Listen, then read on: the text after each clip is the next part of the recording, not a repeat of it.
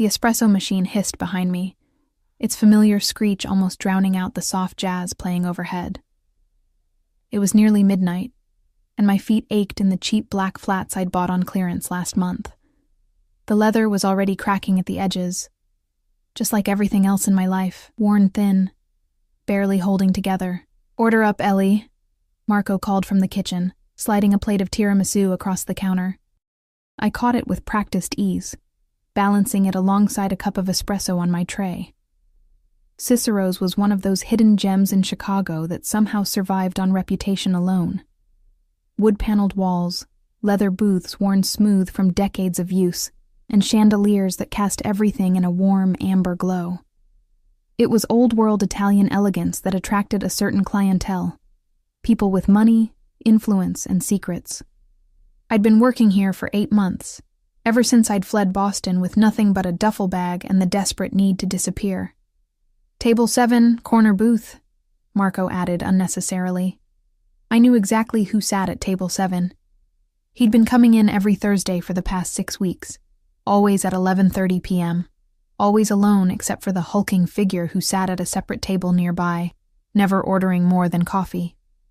The corner booth was the most secluded in the restaurant, half hidden by a decorative pillar and offering a clear view of both entrances. My pulse quickened as I approached, feeling the weight of his gaze before I even turned the corner.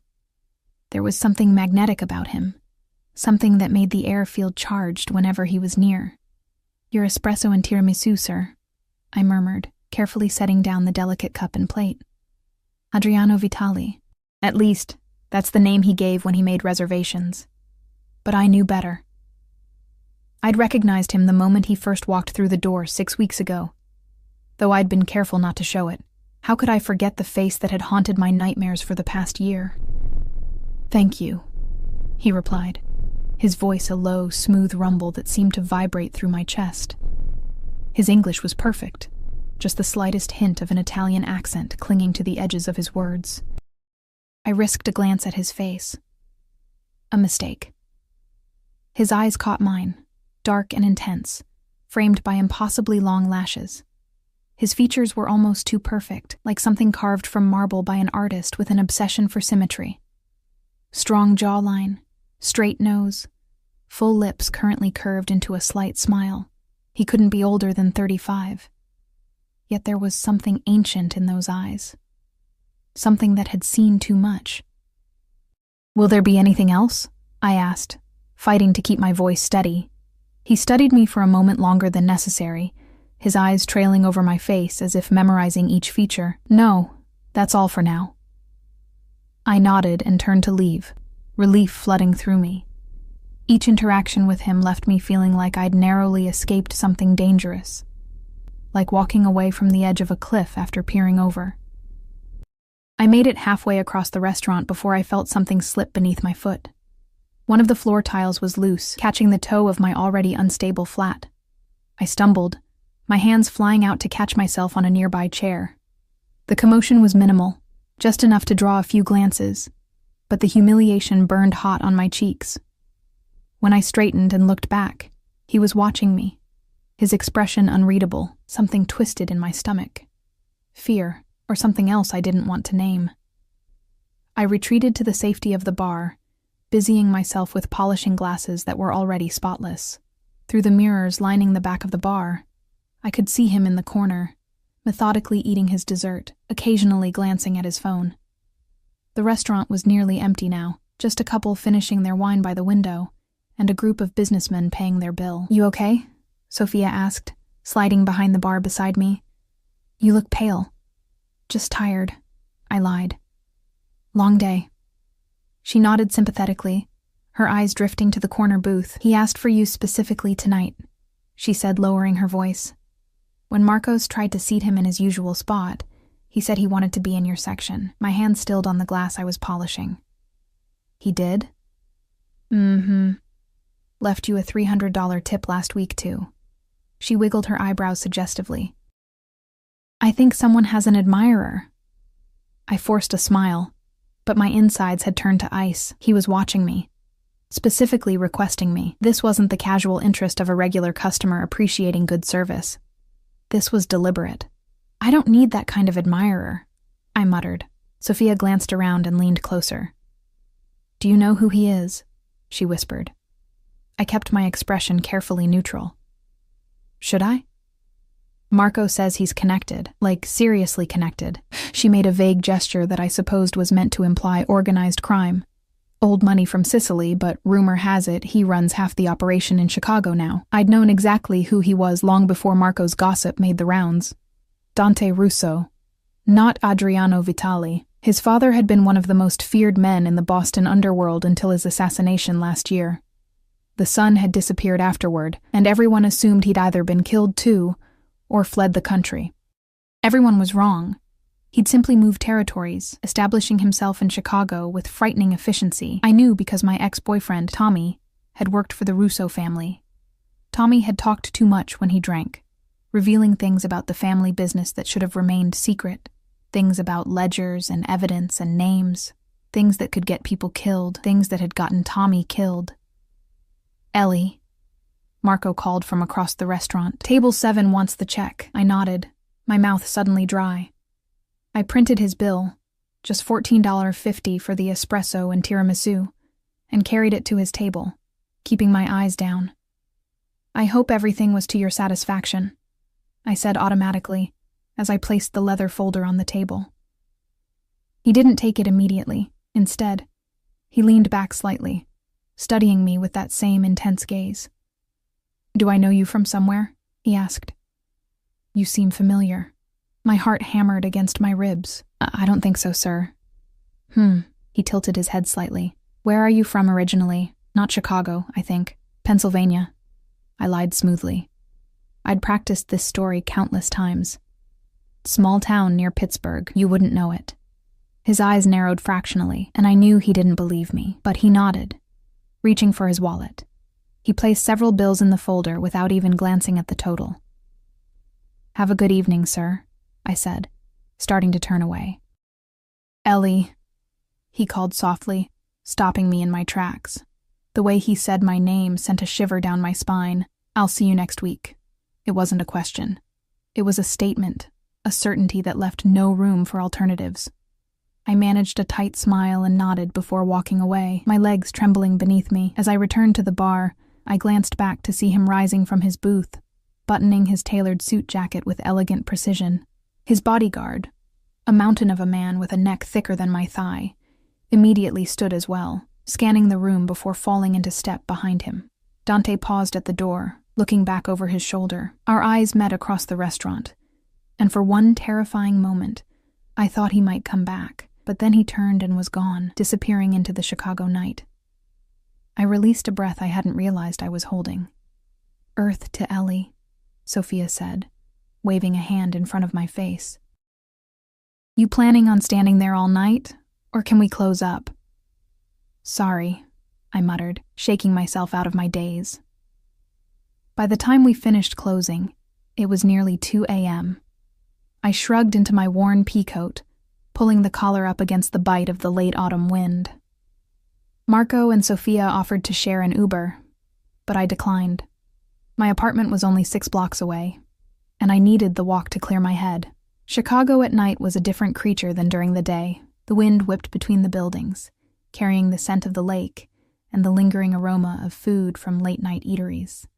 My footsteps echoed on the sidewalk, joining the distant sounds of traffic and the occasional shout of revelers stumbling home from bars. I was 2 blocks from my apartment when I noticed the black SUV crawling along the street beside me.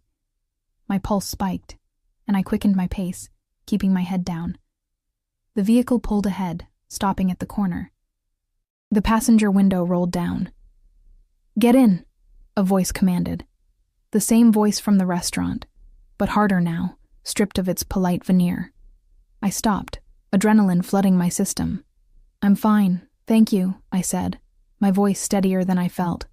"My apartment is just up ahead." "I know exactly where your apartment is, Eliana Pierce," he said, using my real name, the name I'd left behind in Boston, along with everything else.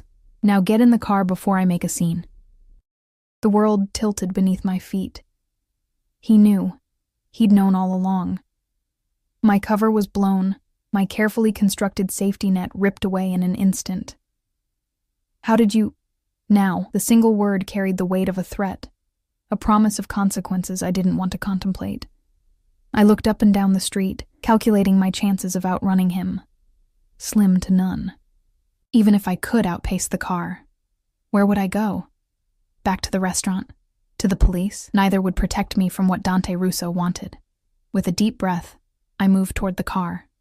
The back door swung open, revealing the darkened interior. Dante sat inside, his face half hidden in shadow. As I hesitated at the threshold, he reached out and took my hand, his touch unexpectedly gentle as he guided me inside. The door closed behind me with a soft thud that somehow sounded like the final nail in a coffin. "Hello, Eliana," he said softly, as the car pulled away from the curb. "I've been looking for you for a very long time." My throat constricted, but I forced myself to meet his gaze. If he was going to kill me for what I knew, for what Tommy had told me, I wouldn't give him the satisfaction of seeing me cower. "I know who you are, Dante Russo," I whispered, watching as his body tensed at the sound of his real name. "And I know what you did to Tommy." Something flashed in his eyes, surprise, quickly masked by something darker. He leaned forward, close enough that I could smell his cologne. Sandalwood and spice, expensive and intoxicating despite my fear. "No," he said, his voice a dangerous caress. "You don't know anything at all, but you're about to learn." The interior of the SUV was climate-controlled perfection, a stark contrast to the biting wind outside. Soft leather seats absorbed the vehicle's gentle movement as we glided through Chicago's empty streets. Everything about the car spoke of luxury and power, from the privacy glass separating us from the driver to the subtle glow of ambient lighting that illuminated Dante's face in golden shadows. "Where are you taking me?" I asked, pressing myself against the door, putting as much distance between us as the confined space would allow. Dante's eyes never left my face. "Somewhere we can talk privately." "I have nothing to say to you." The words came out braver than I felt. He smiled, a cold, calculating expression that never reached his eyes. 6 weeks, Eliana. 6 weeks I've been watching you serve coffee and desserts, waiting for you to recognize me. He leaned forward slightly. "And tonight, you finally slipped. I saw it in your eyes." I swallowed hard, remembering my stumble in the restaurant. "Is that why you're kidnapping me? Because I recognized you? Kidnapping?" He raised an eyebrow, amusement playing at the corners of his mouth. "I offered you a ride. You got in willingly.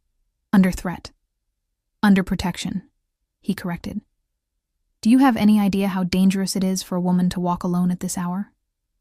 A bitter laugh escaped me. "The only danger I'm facing is sitting right next to me." Something shifted in his expression then. A hardening around the eyes, a tightening of his jaw. "If I wanted to hurt you, Eliana, I would have done so weeks ago. Or did you think it was coincidence that I found you? That I just happened to walk into the one restaurant in Chicago where Tommy Gallagher's girlfriend was hiding?" The mention of Tommy's name sent a jolt of pain through my chest. "Ex-girlfriend," I corrected automatically. "And he's dead because of you." Dante's expression didn't change. "Tommy is dead because he stole from me. From my family." "He never stole anything," I insisted, the lie falling easily from my lips. It was what I'd been telling myself for months, even as I ran with a flash drive hidden in the lining of my coat. Dante's smile was knowing, almost pitying. "Then why run? Why change your name? Why hide in a city where you know no one?" He shook his head slowly. "Tommy took something that didn't belong to him, and then he told you about it. That makes you either an accomplice or a liability." The car slowed, turning into an underground parking garage beneath a towering high-rise. My heart rate accelerated. We were arriving at our destination, and I still had no idea what he planned to do with me. "I don't know what you're talking about," I said, my voice barely above a whisper. The SUV came to a smooth stop. The driver, the same hulking man from the restaurant, exited first, opening Dante's door before coming around to my side. As he opened my door, the cold garage air rushed in, carrying the scent of concrete and expensive cars. "Ms. Pierce," the bodyguard said, offering his hand to help me out. I ignored it, climbing out on my own, my legs unsteady beneath me. Dante appeared beside me, uncomfortably close. "This way," he said, placing a hand at the small of my back to guide me toward a private elevator. His touch burned through my thin coat, sending an unwelcome shiver up my spine. The elevator required a keycard and fingerprint scan. As we ascended, I studied my reflection in the mirrored walls. Pale face, dark circles under wide, frightened eyes, blonde hair pulled back in a messy ponytail. I looked exactly like what I was. A waitress at the end of a long shift, not someone prepared for a confrontation with one of the most dangerous men in Chicago. Beside me, Dante looked completely at ease, checking his phone with casual indifference. The juxtaposition of our reflections was almost comical. Him in his tailored Italian suit that probably cost more than I made in 3 months. Me in my black polyester uniform that smelled faintly of coffee and garlic bread. The elevator opened directly into a penthouse apartment. Floor-to-ceiling windows showcased Chicago's glittering skyline. The city spread out below us like a carpet of stars. The space was minimalist and modern. All clean lines, neutral colors, and tastefully arranged artwork that I suspected might be originals. "Welcome to my home," Dante said, removing his suit jacket and draping it over a sleek leather chair. "Can I offer you a drink?" The casual hospitality threw me off balance. "Are you serious?" "Completely." He moved to a bar in the corner, selecting a crystal decanter. "Scotch? Wine? Something else?" "I want to leave," I said, standing rigidly by the elevator. He poured amber liquid into 2 glasses, ignoring my request. "You're free to go whenever you want, Eliana. The elevator won't stop you."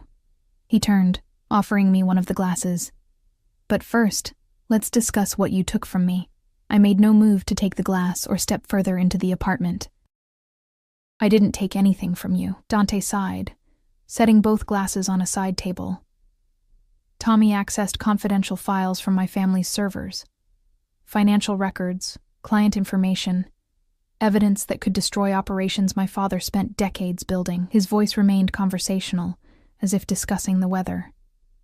The data was copied onto a drive that was never recovered after his unfortunate accident.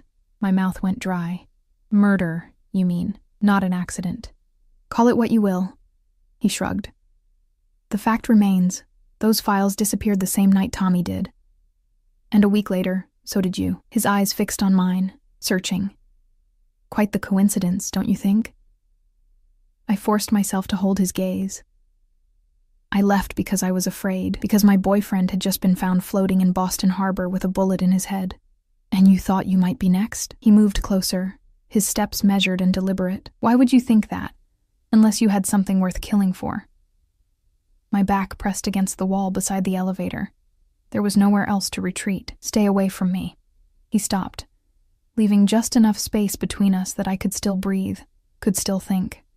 "I've spent the last year tracking every lead, following every whisper that might point to those files. Do you know what I found?" He didn't wait for my answer. "Nothing. Until 3 months ago, when a facial recognition program flagged a waitress in Chicago who looked remarkably like Eliana Pierce. My heart pounded in my ears. If you think I have these files, why wait 6 weeks? Why the charade of coming to the restaurant, leaving ridiculous tips, pretending not to know me?" Something darkened in his expression. "I needed to be sure it was you, and I needed to know if you were working with someone." His voice dropped lower. "Are you, Eliana? Is someone else pulling your strings?" "No," I answered truthfully. "There's no one." He studied me for a long moment, then abruptly stepped back. "Good. That simplifies things." He retrieved the drinks, offering one to me again. "Now, can we please have this conversation like civilized people? I promise you're in no danger, at least not at the moment." The implied threat hung in the air between us. My options were limited. I could continue denying everything, but Dante clearly had resources I couldn't match. He'd found me once. He could find me again if I ran. I accepted the glass, needing something to occupy my trembling hands. The scotch burned my throat as I took a small sip, but the warmth that spread through my chest was oddly comforting. "Sit."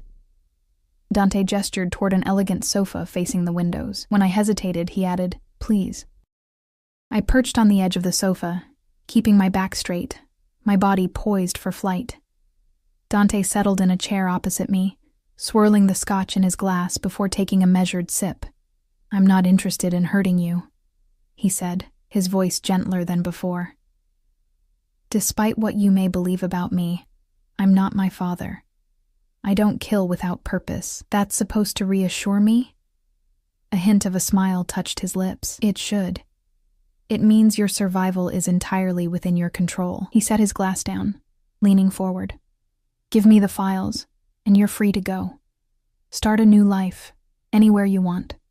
I'll even provide the funding. Consider it a finder's fee. The offer hung in the air between us, tempting in its simplicity. But I knew better than to trust the word of a man like Dante Russo. And if I don't have them? I asked. His expression hardened. Don't insult my intelligence, Eliana. Tommy trusted you above everyone else. He would have given them to you for safekeeping. A memory flashed through my mind, Tommy showing up at my apartment at 3 a.m., his face ashen with fear. Hold on to this, he'd said, pressing the drive into my palm. Don't tell anyone you have it. It's insurance in case something happens to me. Less than 12 hours later, he was dead. I dumped it. I lied, watching Dante's face carefully. In the harbor, right after I heard what happened to Tommy. I was scared, and I didn't want anything connecting me to him. Anger flashed in his eyes, quickly controlled but unmistakable. You expect me to believe that you threw away the only leverage you had? The only thing keeping you alive? I didn't know what was on it, I insisted. I just knew it got Tommy killed, and I wanted no part of it. Dante stood abruptly, pacing to the window. His reflection stared back, imposed over the city lights, powerful, dangerous, caged. Do you know what was on that drive, Eliana? I remained silent, unsure what answer would keep me safest. He turned, his face half in shadow. Evidence, names, accounts. Things that could destroy my family's business, yes, but also things that could protect it. My father was not a trusting man. He kept records on everyone. Allies, enemies, politicians on the payroll, cops who looked the other way. His voice had taken on an edge of desperation I hadn't heard before. That drive doesn't just threaten me. It threatens a delicate balance that's kept the peace in this city for decades. I watched him carefully, processing this new information. Tommy had never told me exactly what was on the drive, only that it was worth millions to the right buyer. Worth dying for, apparently. If what you say is true, I said slowly, then it's gone. I destroyed it. Dante's eyes narrowed. I don't believe you. That's not my problem, I replied, setting down my barely touched drink and standing. I've told you what I know. If you're not going to kill me, then I'd like to leave now. He moved with surprising speed, closing the distance between us in 3 long strides. His hand caught my wrist, not painfully tight but firm enough that I couldn't pull away. You're not going anywhere until I have that drive, he said, his face inches from mine. One way or another. I tried to step back, but my legs hit the sofa behind me. Let go of me. Something shifted in his expression, the cold calculation giving way to something more complicated, more human. His grip on my wrist loosened slightly, but he didn't release me. I can protect you, he said, his voice dropping to almost a whisper. Others are looking for that drive too. People who won't be as patient as I've been. I don't need your protection, I snapped, even as a chill ran down my spine at his warning. His thumb brushed over my pulse point, a strangely intimate gesture that made my breath catch. Don't you? You've been looking over your shoulder for a year, changing your name, living in fear. Is that the kind of life you want? It's better than being owned by you, I retorted, trying to ignore the warmth of his touch, the scent of his cologne clouding my judgment. His other hand came up to brush a strand of hair from my face, the gesture so unexpected that I froze. Is that what you think I want, to own you? Isn't it? I whispered, unable to look away from the intensity in his eyes. Isn't that what men like you do? Take what you want, regardless of who it hurts? Something that might have been pain flickered across his features. You don't know me, Eliana. I know enough. He released my wrist suddenly, stepping back as if burned. It's late. We'll continue this conversation tomorrow. The abrupt dismissal left me unbalanced. You're letting me go? For tonight. He walked to a desk, scribbling something on a slip of paper. My private number. Call me when you're ready to be reasonable. He handed me the paper, his fingers brushing mine. One of my men will drive you home. I can walk. That's not a suggestion. His tone brooked no argument. I've let you keep your freedom, for now. Don't make me regret it. The implied threat hung in the air between us. I took the paper, slipping it into my pocket. As if on cue, the elevator doors opened, revealing the hulking bodyguard. Dante nodded once, and the man stepped aside, holding the door for me. I moved toward the elevator, stopping just before entering. What happens if I run? Dante's smile was cold, predatory. You won't get far, and next time I won't be so accommodating. As the elevator doors closed between us, his last words echoed in my head. I wasn't free. I'd never be free as long as he believed I had those files. And the worst part? The flash drive was still hidden in my apartment, exactly where I'd concealed it the day I arrived in Chicago. Sleep eluded me that night. I lay in my cramped studio apartment, staring at the water stains on the ceiling while replaying every moment of my encounter with Dante. The slip of paper with his number sat on my nightstand, seeming to pulse with silent threat. Dawn arrived with no solutions, only the certainty that my carefully constructed hiding place had crumbled around me. I called in sick to Cicero's, something I'd never done before. Marco sounded concerned, but didn't press for details. With the restaurant no longer a safe haven, I needed time to think, to plan my next move. The flash drive was still hidden inside a hollowed-out book on my small bookshelf. Pride and Prejudice, Tommy's unexpected gift on our first anniversary. Every girl should own a copy, he'd said with that crooked smile I'd fallen for. I never told him I'd already read it 3 times. Now I pulled the book from the shelf, my fingers trembling as I pried open the secret compartment I'd created. The small black drive sat nestled inside, innocuous despite the destruction it had caused. I'd never looked at its contents, too afraid of what I might find, too certain that knowledge would only make me more of a target. But now, with Dante aware of my existence, that calculation had changed. I needed to understand what I was holding, what made it valuable enough to kill for, and possibly what might keep me alive. My ancient laptop whirred to life, protesting as I plugged in the drive. A password prompt appeared on the screen. I tried Tommy's birthday, our anniversary, his mother's name. Nothing worked. After the 3rd failed attempt, a warning appeared, 2 attempts remaining before data wipe. I yanked the drive out, heart pounding. I couldn't risk losing whatever was on it. The drive was my only leverage, my only protection against Dante, and whoever else might be searching for it. I returned it to its hiding place, mind racing. The sound of knocking froze me in place. 3 sharp raps, authoritative and impossible to ignore. I crept to the door, peering through the peephole. A man in a tailored suit stood outside, his posture rigid, face impassive. Not Dante, but definitely one of his men. I recognized him from the restaurant, usually sitting alone at a table near the door on Dante's weekly visits. "Ms. Pierce," he called through the door. "Mr. Russo requests your presence for lunch." My throat constricted. "Tell Mr. Russo I'm not feeling well today." "He's aware. He thought a change of scenery might improve your health." The man's tone remained perfectly professional, but the implicit command was clear. "A car is waiting downstairs." I leaned my forehead against the door, considering my options. Running was pointless. Dante had found me once and would find me again. Fighting was equally futile. The only path forward was through. "Give me 15 minutes, I called back. I showered quickly, the hot water doing little to ease the tension in my shoulders. I dressed with care, selecting my best jeans and a simple blue sweater that brought out my eyes. If I was going to face Dante again, I wanted armor, even if it was only psychological. The flash drive went with me, secured in an inner pocket of my coat. I wouldn't give it to him. Not yet. But having it close gave me a sense of security, however false it might be. The same black SUV from last night idled at the curb. The bodyguard opened the rear door for me, but instead of Dante inside, I found only empty leather seats. "Where are we going?" I asked as the car pulled away from the curb. "Mr. Russo's residence outside the city," the driver replied, his eyes meeting mine briefly in the rearview mirror. The drive took nearly an hour, the cityscape giving way to affluent suburbs, before finally turning onto a private road flanked by ornate iron gates. The estate that came into view took my breath away. a sprawling stone mansion set among manicured gardens and stately trees, just beginning to show their fall colors. This is where he lives? I couldn't keep the disbelief from my voice. One of his residences, the driver corrected, pulling up to the front entrance. The door opened before I reached it.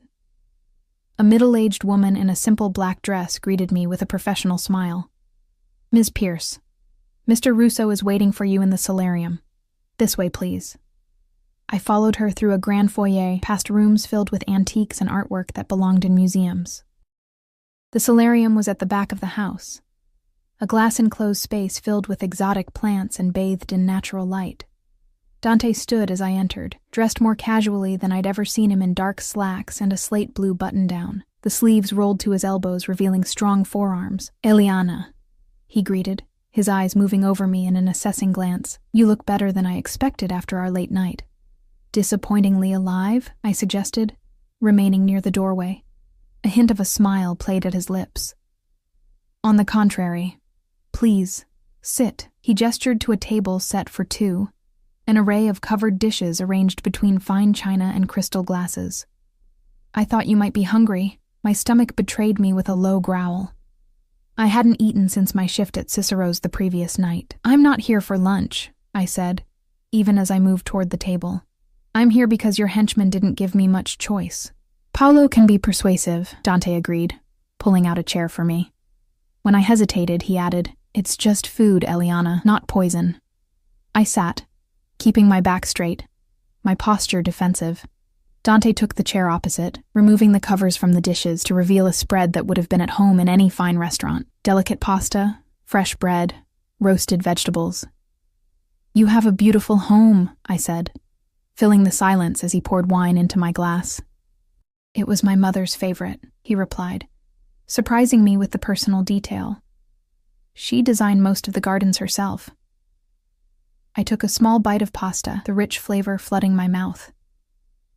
"And where is she now?" "She died when I was 14, cancer." His expression remained neutral, but something in his eyes suggested the wound hadn't fully healed. "My father never remarried." "And your father was killed last year," I said, watching his reaction carefully. Dante's jaw tightened almost imperceptibly. "You seem well informed about my family tragedies." "Tommy talked about your family sometimes," I admitted. "Usually when he was drunk."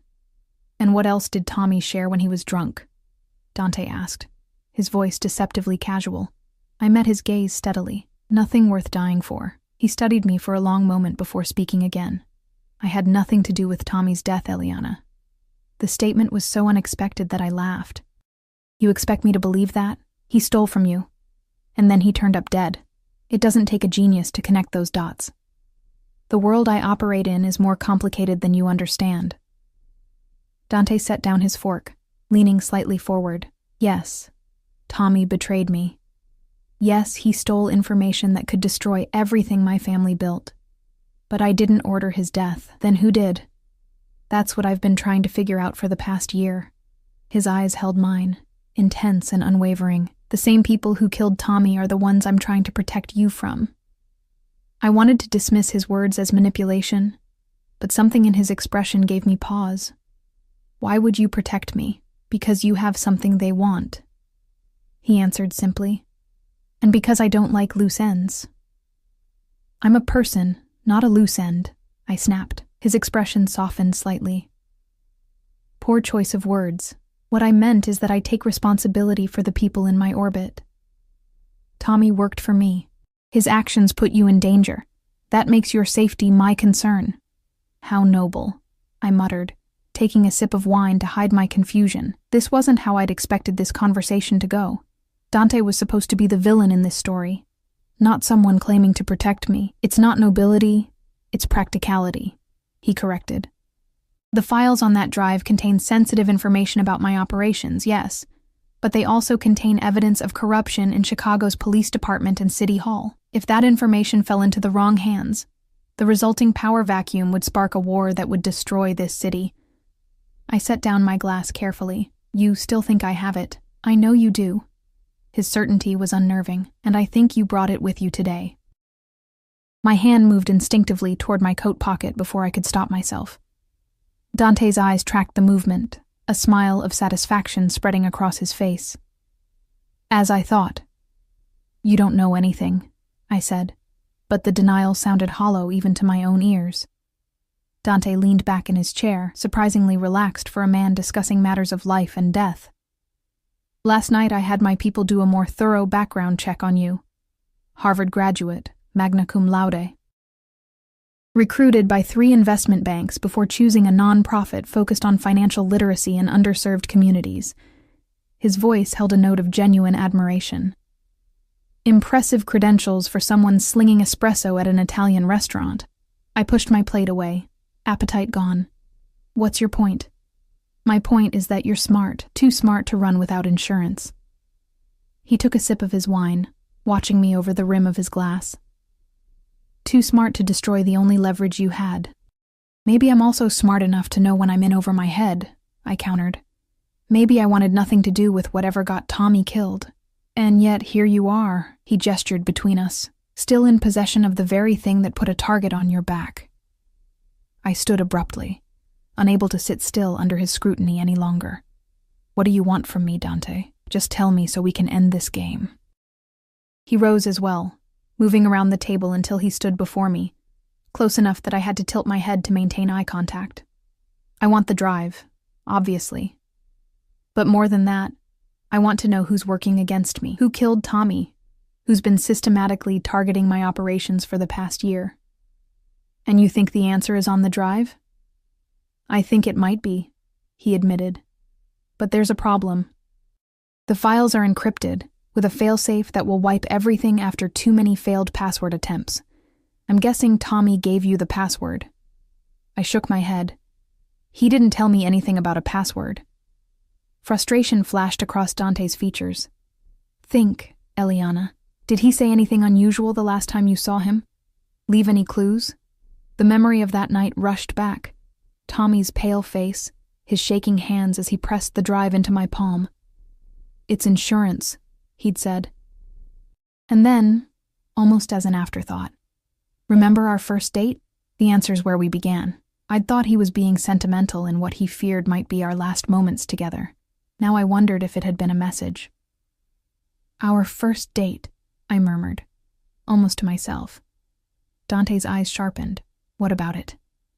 I hesitated, uncertain whether to share even this small piece of information.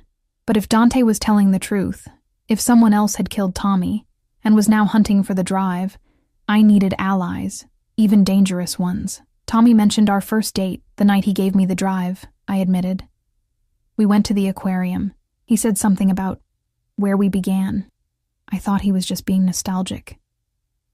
Or giving you a hint about the password, Dante suggested, excitement bleeding into his voice. What exhibit did you visit first? What was memorable about that day? I closed my eyes, trying to recall details from a date 3 years ago. We started at the penguin exhibit. Tommy said they reminded him of me. Small, but fiercely determined. Penguins, Dante repeated, testing the word. Too obvious for a password, but maybe a derivative. It doesn't matter, I interrupted, opening my eyes. I'm not giving you the drive. His expression hardened. After everything I've told you, you still don't understand what's at stake. I understand perfectly, I countered. You want what's yours, but that drive is the only thing keeping me alive. The moment I hand it over, I become expendable. Dante stepped closer, his proximity setting off warning bells in my mind even as something else, something dangerous and unwelcome, fluttered in my stomach. If I wanted you dead, Eliana, we wouldn't be having lunch in my mother's solarium, he said, his voice dropping to a low intensity that sent shivers down my spine. I would have had Paolo retrieve the drive from your apartment while you were working last night, and you would have disappeared without a trace.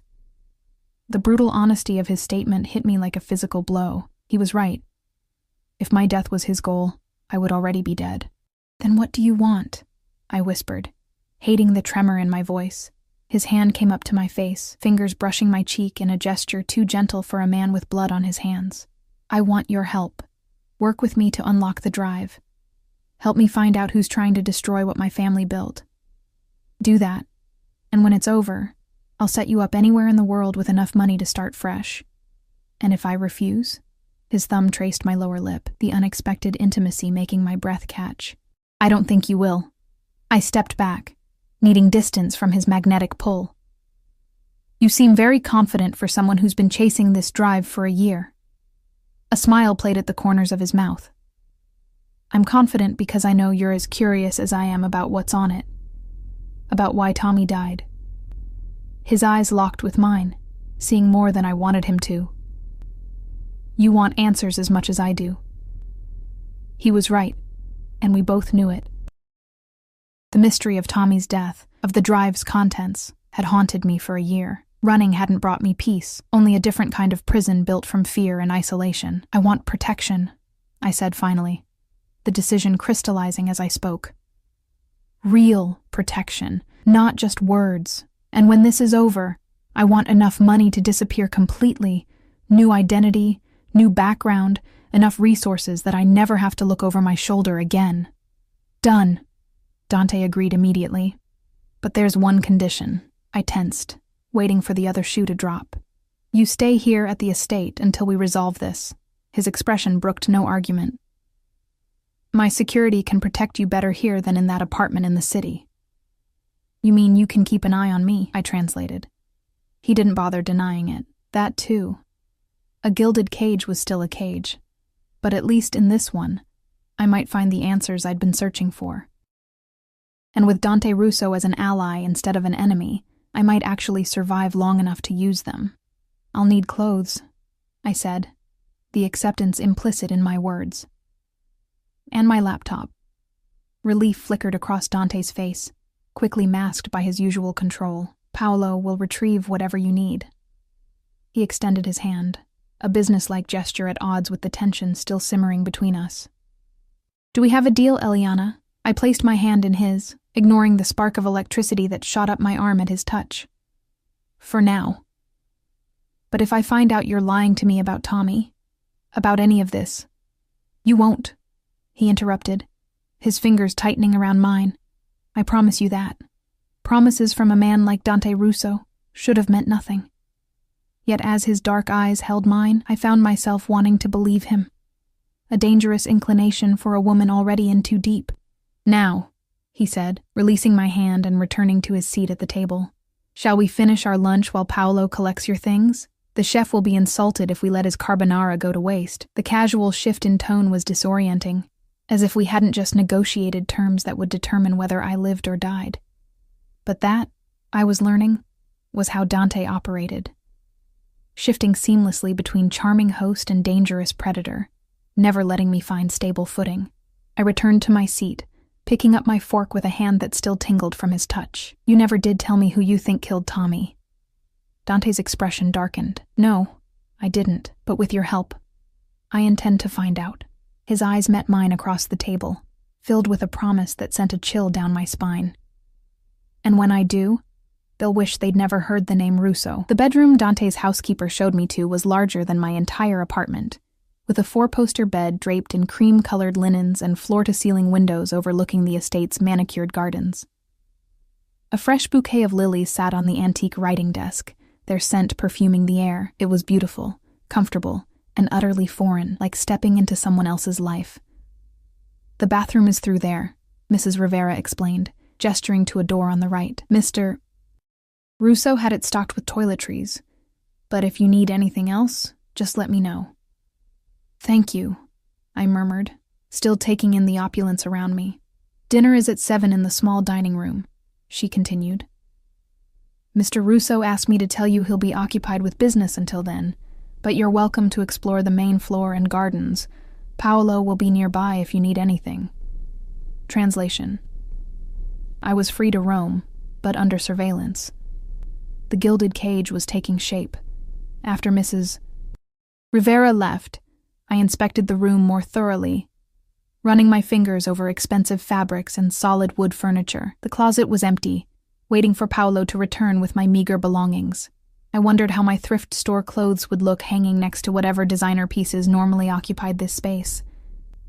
I pulled the flash drive from my coat pocket, turning it over in my hand. Such a small thing to cause so much destruction.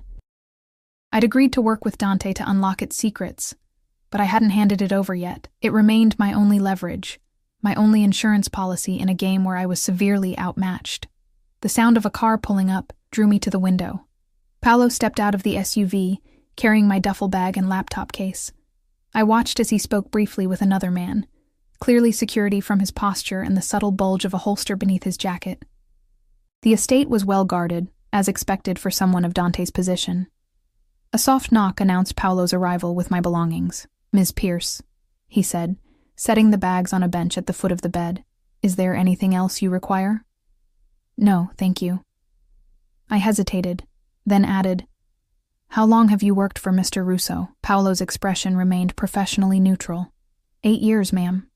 "You must know him well, then." A flicker of something, loyalty perhaps, crossed his face.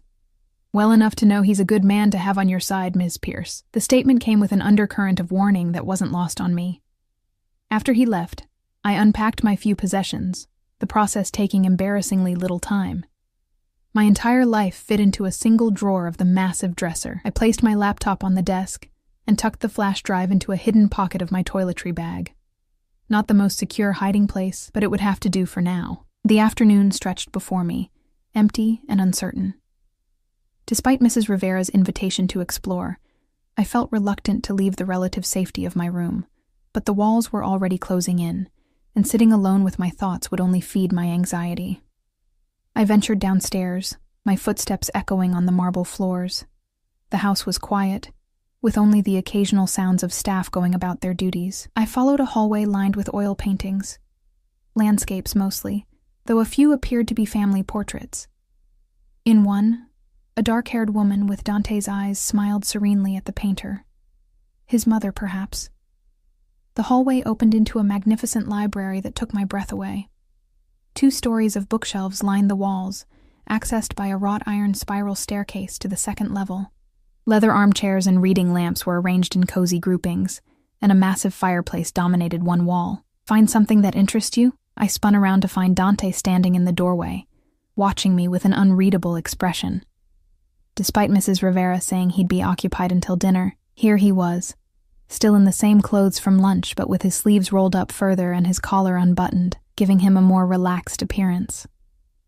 "I was just exploring," I explained, gesturing to the books surrounding us. "It's an impressive collection. My mother's primarily," he said, moving into the room. "She was the reader in the family. My father preferred more active pursuits." "And you?" I asked, curious despite myself. He ran his fingers along the spine of a nearby volume. "I appreciate both, in different contexts." His eyes met mine, a hint of challenge in their depths. Sometimes patience and careful study yield better results than force. "Is that what this is?" I gestured between us. "A careful study?" A smile played at the corners of his mouth. "Perhaps." He moved to a cabinet near the fireplace, removing a decanter and 2 glasses. "Drink?" "It's barely 4 o'clock, I pointed out.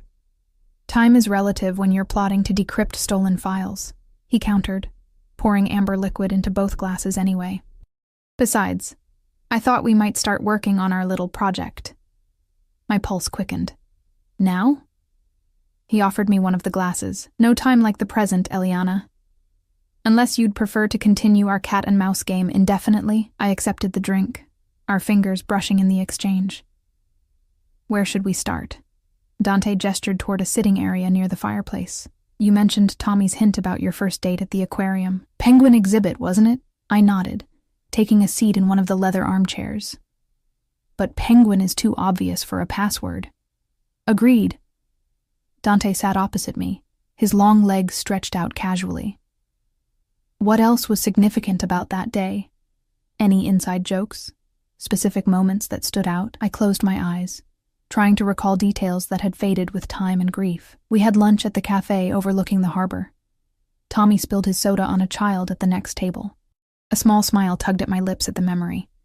The mother was furious, but Tommy charmed his way out of it, the way he always did. That was his talent, Dante agreed, surprising me with the note of genuine fondness in his voice. Tommy could talk his way into or out of anything. I opened my eyes, studying Dante's expression. "You liked him." "I did," he admitted, which made his betrayal all the more disappointing. The reminder of Tommy's theft and his fate sobered me. What else do you need to know? Details, Eliana. The password could be hidden in the smallest memory. He leaned forward slightly. What did you talk about? What gifts did you exchange, if any? We talked about our childhoods, our dreams. Normal first date stuff. I took a sip of my drink, the scotch warming a path down my throat. Tommy talked about wanting to travel to Italy someday, to see where his grandparents came from. Sicily, Dante supplied. His grandmother was from a small village outside Palermo. That's how his father first connected with my family. The casual reminder of the criminal ties between our worlds was jarring.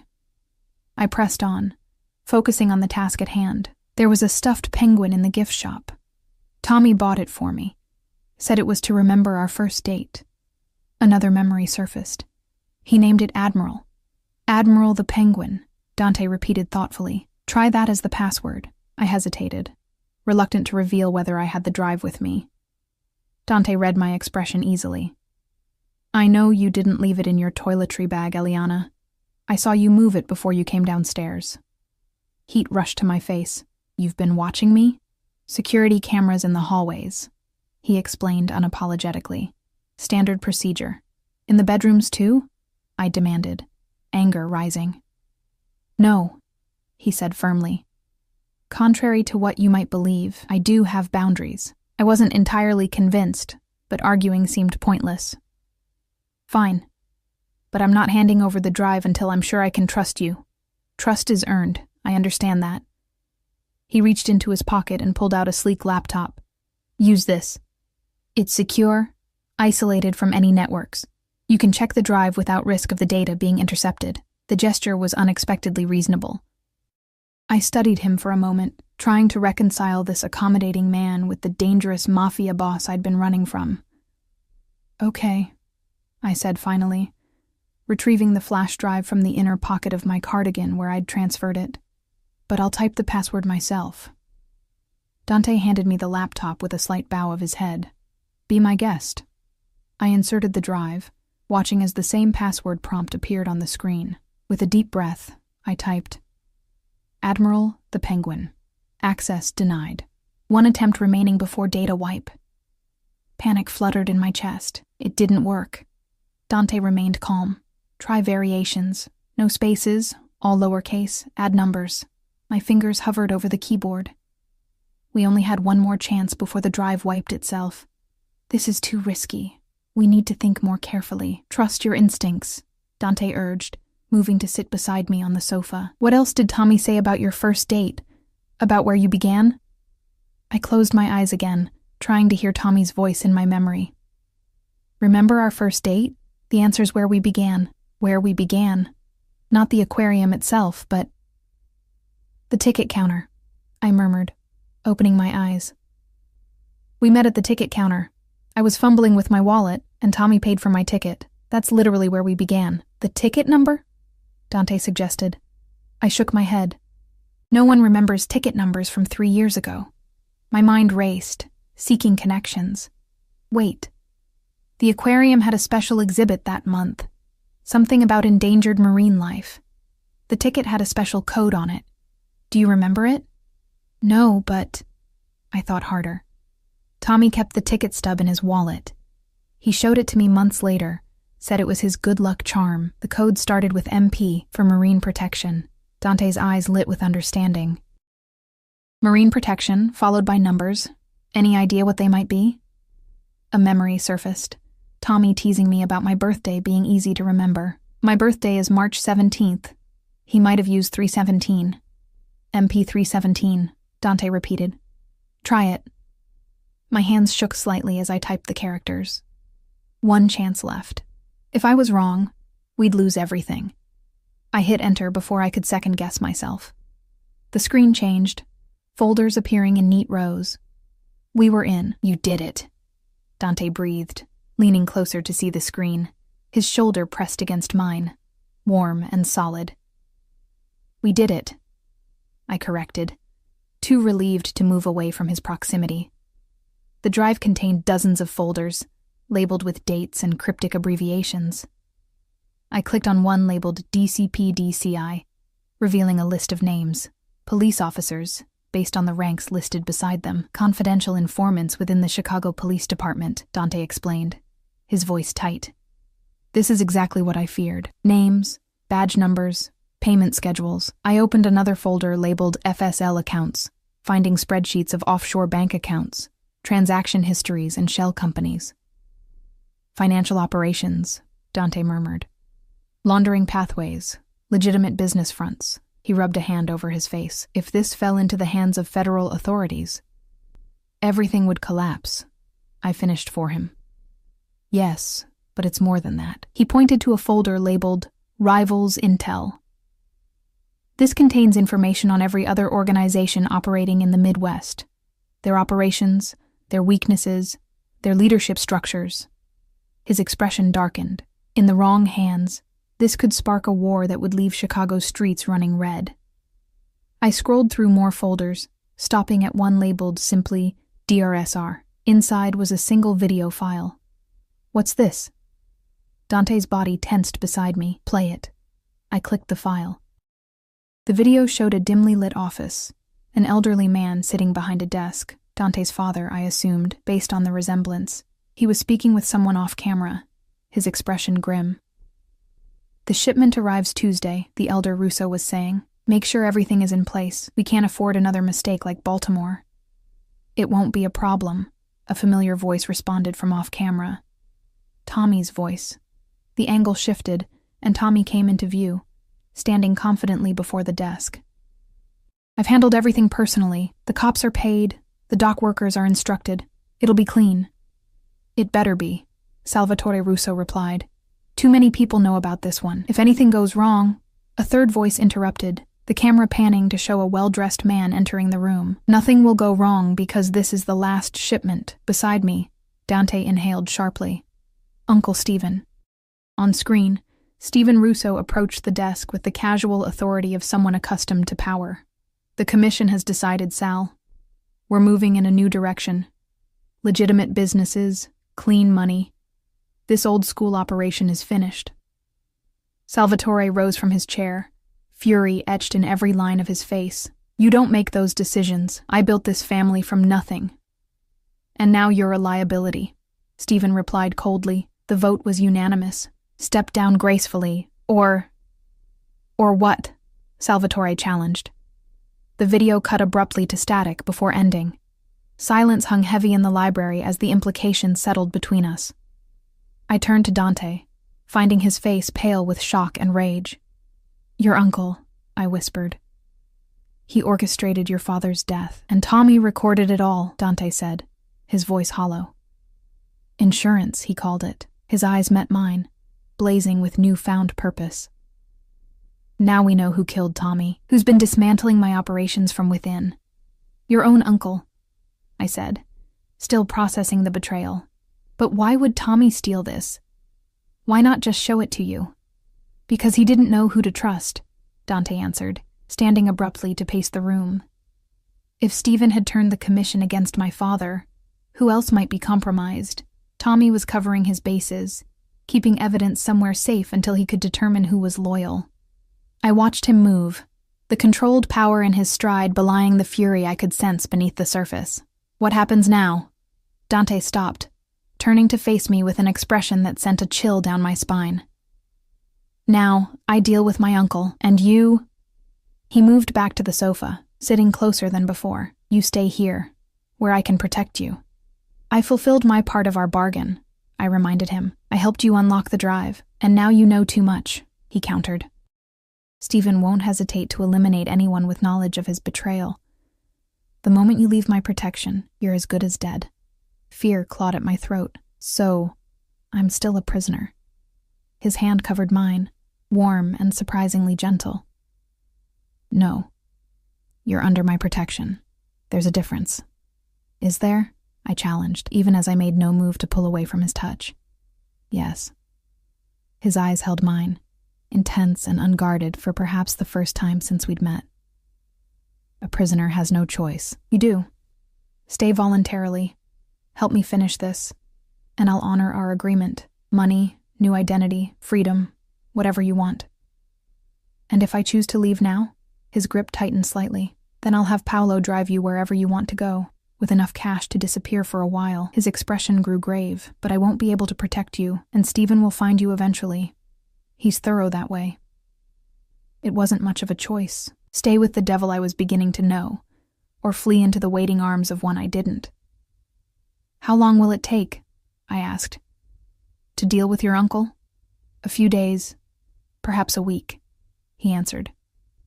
Stephen is careful, surrounded by his own security. I'll need to plan this properly. I nodded slowly. Then I'll stay. For now. Relief softened his features. Thank you. His thumb traced small circles on the back of my hand, the casual intimacy making my pulse quicken. I won't forget this, Eliana. I'm not doing it for you, I clarified. I'm doing it for Tommy, for justice. A hint of a smile touched his lips. Of course.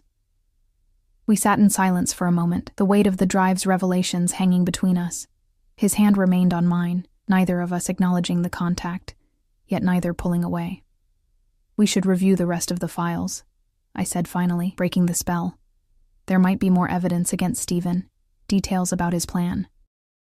Dante nodded, reluctantly releasing my hand. Yes, but not tonight. It's getting late, and after what we've discovered, I need to increase security around the estate. Stephen has eyes everywhere. As if on cue, Paolo appeared in the doorway. Sir, dinner is ready. Thank you, Paolo. Dante stood, offering me his hand. Shall we continue this conversation over food? I find I've worked up quite an appetite. I accepted his hand, allowing him to pull me to my feet. Our bodies ended up closer than necessary, his scent, sandalwood and spice, enveloping me. This doesn't change anything, I said quietly, needing to maintain some boundary, some distance from the magnetic pull I felt toward him. I'm still leaving when this is over. His eyes searched mine, seeing more than I wanted him to. If that's what you still want when the time comes. The implication that my desires might change hung in the air between us, neither acknowledged nor denied. I stepped back, breaking the connection. Let's eat, I said, changing the subject. And then you can tell me exactly how you plan to bring down your uncle without getting us both killed in the process. Dante's smile was dangerous and somehow thrilling. With pleasure, Eliana, with pleasure. The next 3 days passed in a blur of strategy sessions and revelations. Dante and I combed through every file on the drive, uncovering the full extent of Stephen Russo's betrayal. It wasn't just Dante's father. He'd orchestrated the death of 3 other senior family members had died in accidents over the past 18 months, all replaced by Stephen's loyal lieutenants. We worked primarily in the library, surrounded by ancient books and modern technology in equal measure. Paolo brought meals that we often forgot to eat, too absorbed in piecing together the conspiracy that had claimed Tommy's life and threatened to destroy what remained of the Russo family. Despite the grim nature of our work, I found myself drawn to Dante in ways I hadn't anticipated. He was brilliant, methodical, with an ability to see patterns where others saw only chaos. When he spoke of his family, not the criminal organization but the actual blood relations, his voice softened with genuine affection and loyalty. My father wasn't a good man by conventional standards, he admitted on the second night, as we sat before the fireplace nursing glasses of scotch. But he had a code. Lines he wouldn't cross. Stephen never understood that. For him, it was always about power, about winning at any cost. And you? I asked, watching the firelight play across his features. What's your code? He considered the question, swirling the amber liquid in his glass. Protect what's mine. Honor my obligations. Never betray family. His eyes met mine. Until now, those principles never came into conflict. Stephen betrayed you first, I pointed out. He forfeited any claim to family loyalty. Perhaps. Dante's expression darkened, but patricide is still patricide even when justified. There's no coming back from that kind of decision. I understood then that beneath his controlled exterior, Dante was wrestling with demons I could barely comprehend. The weight of family legacy, of blood obligation, pressed upon him even as he planned to destroy the very man who shared his name and blood. On the morning of the 4th day, I awoke to find a dress laid out on the bench at the foot of my bed, a simple but elegant black cocktail dress that looked like it had been made for me. Mrs. Rivera appeared with a tray of coffee and pastries. "Mr. Russo asked me to inform you that there will be a gathering tonight," she explained, setting down the tray. "Family business. The dress is for you, if it pleases you." My stomach tightened with apprehension. "What kind of gathering?" "A celebration of sorts," she replied carefully. "Mr. Stephen's birthday. The family gathers each year at his estate." The pieces clicked into place. Dante was making his move tonight, using his uncle's birthday as cover. My hands trembled slightly as I lifted my coffee cup. "Will I be expected to attend?" I asked, trying to keep my voice casual. "Mr. Russo will discuss the details with you. He's waiting in his study whenever you're ready." With that cryptic statement, she left me alone with my racing thoughts. I dressed quickly in jeans and a sweater, leaving the black dress untouched for the moment. The hallways felt different this morning, tenser somehow, as if the house itself sensed the coming confrontation. 2 new security men stood at the bottom of the grand staircase, nodding respectfully as I passed. Dante's study was at the back of the house, a masculine space of dark wood and leather with windows overlooking the expansive grounds. He stood at one of these windows, hands clasped behind his back, his posture rigid with barely contained energy. "You're planning something for tonight," I said without preamble. "At your uncle's party." He turned, his expression carefully neutral. "Yes." "Were you planning to tell me?" "I'm telling you now." He gestured to a chair across from his desk. "Please, sit." I remained standing. "I want to know exactly what you're planning, Dante. No half-truths, no vague assurances." A hint of a smile touched his lips. "Always direct. It's one of the things I admire about you, Eliana." He moved to his desk, retrieving a folder which he handed to me. "Tonight, Stephen hosts his annual birthday celebration. Family, close associates, corrupt officials who enjoy his patronage, all gathered under one roof." I opened the folder to find floor plans of an estate even larger than Dante's, along with security details and staff rotations. "You're going to kill him," I stated flatly. "I'm going to expose him," Dante corrected. "To the family, to the commission, to everyone who matters in our world. The evidence we've gathered is irrefutable. Once they see what he's done, they'll sanction his removal, and if they don't..." His eyes hardened. "Then I have contingencies." I closed the folder, my hands shaking slightly. "Where do I fit into this plan?" Dante's expression softened. "You don't. Not directly. You'll attend as my guest. Stay by my side throughout the evening. When the confrontation happens, Paolo will escort you to safety." "You're using me as cover," I realized. "Your uncle won't suspect anything if you bring a date." "It's not just that." He moved closer, close enough that I could see the tension in his jaw, the determination in his eyes. "I need someone I trust watching my back. Someone who knows what's at stake." The admission stunned me. "You trust me?" His hand came up to my face, fingers brushing my cheek in what was becoming a familiar gesture. "Against all logic and experience, yes. I do." Something shifted between us in that moment. A recognition that what had begun as a forced alliance had evolved into something more complex, more real. I stepped back, needing distance to think clearly. "What if something goes wrong? What if he's expecting this?" "He isn't," Dante said with absolute certainty. "Stephen believes I'm still in the dark, still the obedient nephew in mourning. He's invited me to make a toast tonight to officially welcome me into the new family leadership." His smile was cold.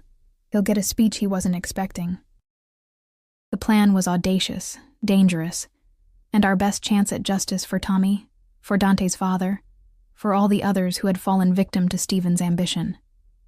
"Okay," I said finally. "I'm in." Relief flickered across his features. "Thank you." "The dress, I saw it," I interrupted. "Black isn't subtle for a funeral. It's expected," he countered. "Family gatherings have a dress code. Black for men, black or red for women. Tradition." He checked his watch. "We leave at 7. Paolo will bring you anything else you need. Jewelry, shoes, whatever makes you comfortable." "I'm not comfortable with any of this," I admitted, "but I'll be ready." He nodded, his eyes holding mine. "When this is over, when Stephen has paid for his crimes, you'll be free to go, as promised. New identity, new life, wherever you want." The reminder of our deal should have brought relief. Instead, it left me with an unexpected hollowness. Right, I murmured, back to the original plan. Something flashed in his eyes, regret, perhaps, or something more complicated, but he merely nodded again, returning to the window and effectively dismissing me. I spent the rest of the day in a state of nervous anticipation, alternating between pacing my room and trying to distract myself with books from the library.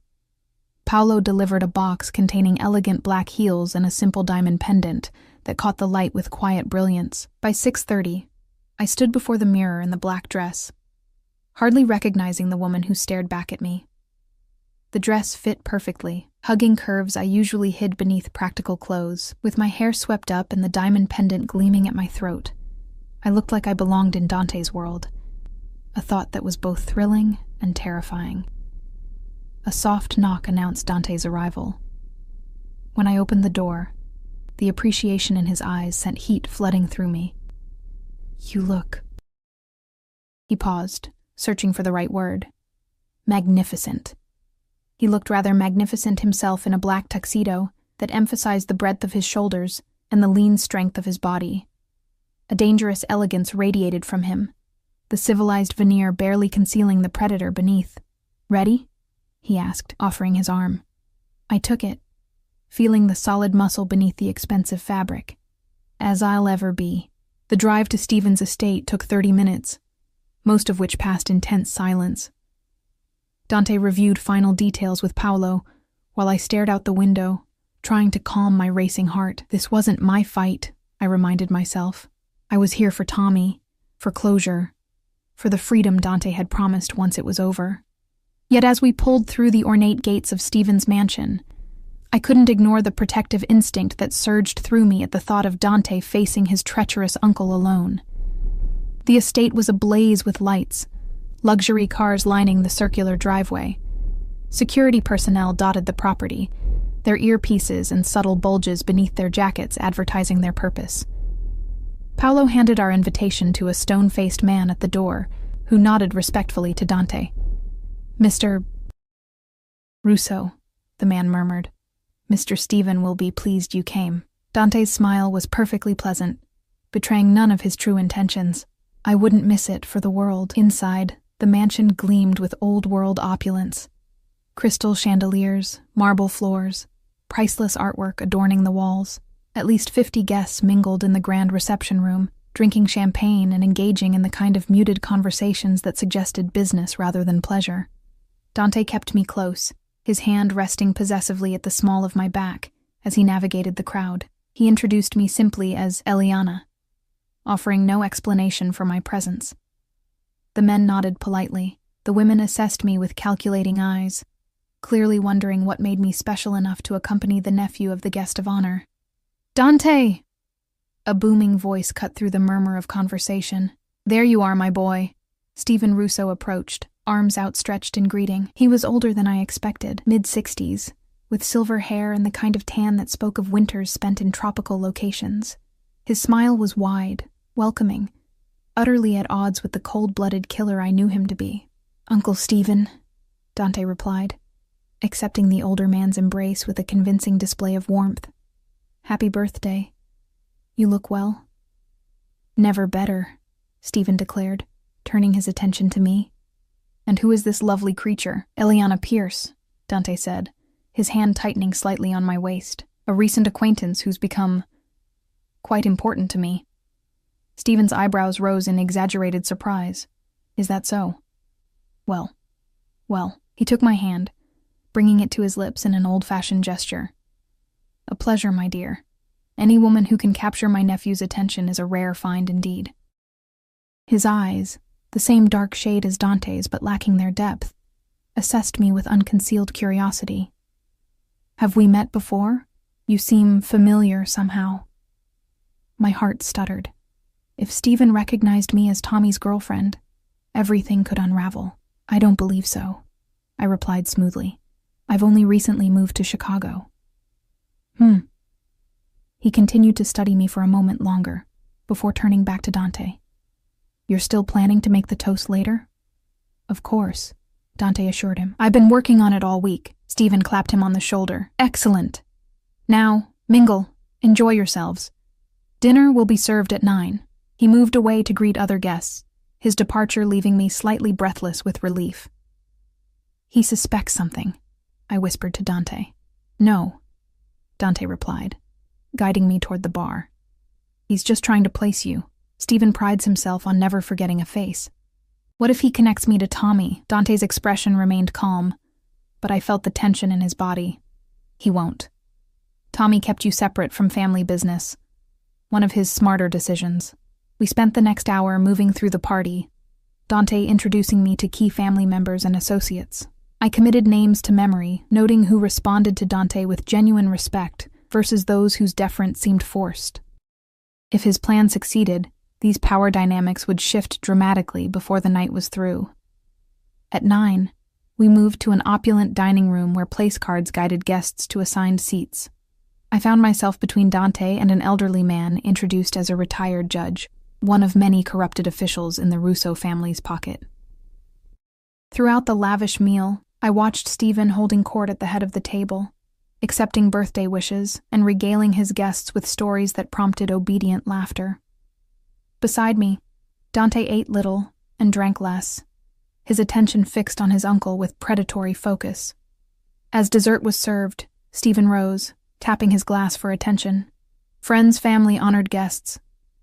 Thank you for joining me on this special evening, he raised his glass. To another successful year for our enterprises, and to the continued prosperity of the Russo family. Polite applause followed as everyone drank. Stephen gestured toward Dante, and now, I believe my nephew has a few words to share. This was it. The moment everything would change. Dante squeezed my hand beneath the table before rising to his feet, champagne glass in hand. Thank you, Uncle. His voice carried effortlessly through the room. It's an honor to be here tonight, celebrating with the man who has guided our family through a period of transition. Murmurs of agreement rippled around the table. Stephen nodded magnanimously. Family has always been the foundation of everything we do, Dante continued. The bonds of blood and loyalty that unite us, that make us strong when others would see us fall. He paused, his gaze sweeping the assembled guests. Which is why betrayal from within is the one sin that cannot be forgiven. A subtle shift in atmosphere, confusion, tension beginning to build. Stephen's smile faltered. My father, Dante said, his voice hardening, understood the value of evidence, of keeping records that might one day speak when those who created them could not. He set down his glass, reaching inside his jacket to withdraw a tablet. Would anyone like to see what those records reveal about my father's murder? About who truly ordered it? Chaos erupted. Stephen leapt to his feet, his face contorted with rage. Security, he shouted. Remove him. But the security men didn't move. Instead, Paolo and 3 other men I recognized from Dante's estate stepped forward, their weapons now visible. Your security has been relieved, Dante informed his uncle coldly. These men answer to me now. Stephen's eyes darted around the table, seeking allies, finding only shocked faces and uncertain loyalties. This is absurd, he blustered. Salvatore died in a car accident. Everyone knows this. Everyone was told this, Dante corrected. He tapped the tablet, and a video began playing on the large screen that dominated one wall of the dining room. It was the same footage we'd discovered on the drive, but extended now to show what happened after the abrupt cut. On screen, Stephen pulled a gun, pointing it at Salvatore's chest. The old ways are finished, Sal. Either accept retirement or accept this. My son will never let you get away with this, Salvatore warned. Stephen's laugh was cold. Dante? He's soft. Always has been. I'll bring him into the fold, guide him. By the time he's ready to take any real power, he'll be mine completely. The footage showed Salvatore lunging across the desk, Stephen firing twice, Tommy's shocked face as he witnessed the murder. Then Stephen turning to Tommy, clean this up. Make it look like an accident. Do this right, and there's a place for you at the top. The video ended, leaving a stunned silence in its wake. Tommy Gallagher recorded this, Dante explained to the room at large. Kept it as insurance. When Stephen discovered he had it, Tommy became a liability that needed to be eliminated, his eyes locked with his uncle's. Just like my father. Just like anyone who stands in the way of Stephen's ambition. An older man at the far end of the table stood slowly.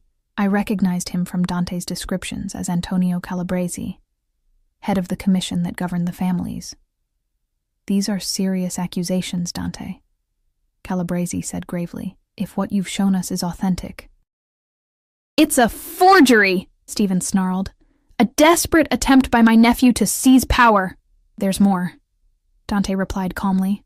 He swiped through the tablet, displaying financial records, recordings of phone calls, evidence of Stephen's systematic dismantling of Salvatore's loyalists. All of this was compiled by my father and supplemented by Tommy before their deaths. Irrefutable evidence of treason against the family. Calabresi studied the evidence, his expression growing darker with each revelation. Finally, he looked up, first at Stephen, then at Dante. "The commission will need to deliberate on this matter." "What's to deliberate?"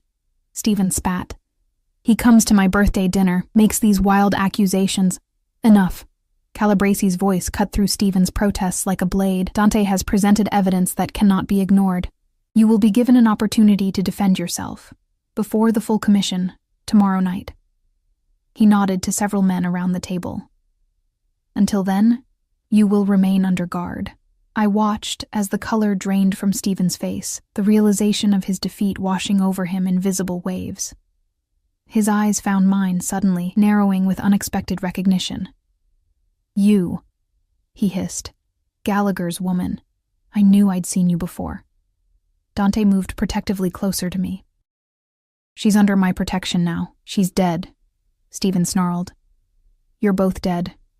You think the commission will save you? I still have men loyal to me, men who—" He never finished the sentence. Paolo's hand covered Stephen's mouth from behind, a syringe appearing in his other hand.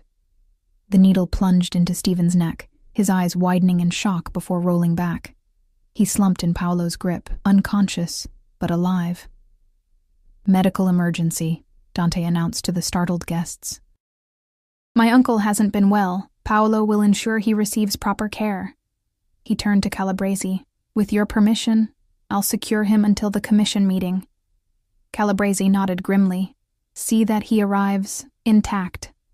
The dinner party dissolved into tense clusters of conversation as Paolo and another security man carried Stephen's unconscious form from the room. Dante guided me through the chaos, his hand firm at my elbow, his expression revealing nothing of the triumph he must have felt. "We need to leave," he murmured in my ear. "Now. Stephen's most loyal people aren't here tonight. But they'll hear about this soon enough." Outside, our car waited at the bottom of the steps. Dante ushered me inside, giving Paolo rapid instructions before joining me in the back seat. As we pulled away from the mansion, the tension that had held him rigid throughout the evening seemed to dissolve. He leaned back against the seat, closing his eyes briefly. "It's done," he said softly. "After a year of searching, of not knowing who to trust, it's finally done." "What happens now?" I asked, still processing the night's dramatic events. "The commission will convene tomorrow. With the evidence we presented, they'll sanction Stephen's removal. The family businesses will stabilize under new leadership." He turned to look at me, his expression softening. "And you will be free to go, as promised. New identity, new life, far from Chicago." The reminder of our deal hung between us, suddenly heavier than before. "Is that still what you want?" I asked, searching his face for answers to questions I wasn't brave enough to voice directly. Something flickered in his eyes, vulnerability, hope quickly masked. "What I want stopped mattering the day I took my father's place," he said quietly. "My path was chosen for me long ago." "That's not what I asked." He looked away, staring out at the darkened landscape rushing past the window. "What I want," he said carefully, "is for you to be safe, happy, if possible, free from the shadow that's hung over you since Tommy's death. And if I said I might want something else?" His eyes returned to mine, cautious but intent. "What else could you possibly want, Eliana?" The car felt suddenly too small, the air between us charged with unspoken possibilities. I'd spent a year running from the world Dante inhabited, yet in the past week, I'd found something with him I hadn't expected. Understanding, respect, a connection that transcended our circumstances. "I don't know yet," I admitted, "but I'd like the chance to figure it out on my terms, not as a prisoner or a bargaining chip, or a means to an end. Hope bloomed fully in his expression now. Unguarded and startlingly vulnerable. "I can offer you that chance," he said, taking my hand in his. "No expectations, no obligations. Just possibility." His thumb traced circles on my palm, the simple touch igniting something warm and dangerous in my chest. "I'm not offering forever," I clarified. "Just time, to see if there's something real beneath all this chaos." "Time," he repeated, a smile playing at the corners of his mouth. "I can work with that." The car turned onto the private road leading to Dante's estate, security gates opening automatically to admit us. As we pulled up to the house, Dante helped me out, his hand lingering on mine. "There's something else you should know," he said, his expression turning serious again. "The commission will likely offer me my father's position after tomorrow's meeting. Leadership of the Chicago operation." I understood the implication immediately. "You'd be taking his place completely." "Yes." His eyes held mine, honest and direct. "I won't pretend to be something I'm not, Eliana. This world, these responsibilities, they're part of who I am. If you stay, even for a while, that's the reality you'd be choosing to explore. The old me, the woman who had fled Boston in terror, would have run from such a proposition without a second thought. But I wasn't that woman anymore. The past week had changed me, showing me strength I hadn't known I possessed." "I understand," I said simply. Relief washed over his features. He raised my hand to his lips, pressing a kiss to my knuckles with a gentleness that belied the power I knew he possessed. "Then let's go inside," he said softly. "Tomorrow will arrive soon enough, with all its complications. Tonight belongs to us." As we walked up the steps to the house, his house, possibly our house, at least for now, I felt a weight lift from my shoulders. Tommy was gone, but his final act had brought justice for Dante's father, and, unexpectedly, a new beginning for me. I didn't know what the future held, what challenges we would face, or how long this fragile thing between us might last. But for the first time in a year, I wasn't running. I was walking deliberately toward something, someone of my own choosing, and in that moment, it was enough.